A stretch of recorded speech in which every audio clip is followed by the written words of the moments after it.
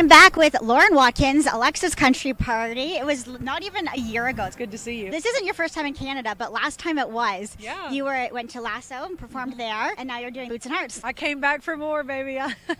I love it. Yes, we had so much fun last year, and getting to do Boots and Hearts for the first time is really cool. It's been a bucket list festival of mine to do, so I'm really excited to be here. So happy to have you. Last time you were doing Introducing Lauren Watkins, your EP. Since then you released Introducing Heartbreak EP, but now you've had your full-on record, so the music's just been coming out left, right, and center from you. Yes, I know. It's about time. I've had them all in my back pocket for a long time, and I'm just like, here we go. Now's the time. I know, and I remember the last time, too, we were talking about narrowing your songs down because you had so many. So did a lot of those songs that didn't make it on the EP make it on the album, or are they new songs? There's a lot of new songs, but I did save some for the album that I had written a long time ago, and it just felt right to have them on this bigger body of work. It's hard to narrow down, but, I didn't narrow it down that much because there is 17 songs.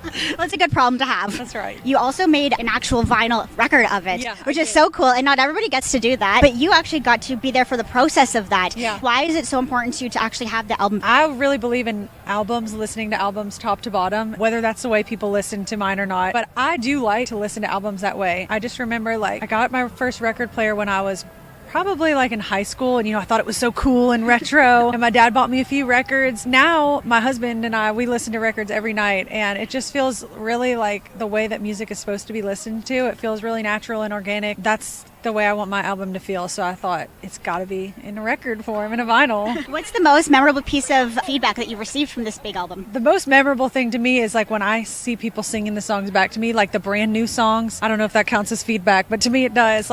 Sad Songs in You, for example. I didn't know if anyone was going to hear that song, and I've already seen people singing it in the crowds, and it just came out, and it's just cool because to me it's a funny little quirky song, and I just love that people resonate with it. You can never underestimate a song, is what I'm hearing. Ones that you think, oh no, that's never going to make it, ends up doing really well on radio, and you weren't even thinking about putting it on radio sometimes. You really never know. You are going back on the road with Morgan Wallen, Yeah. and this time in Europe. Yeah, it's crazy. Have you been to Europe before?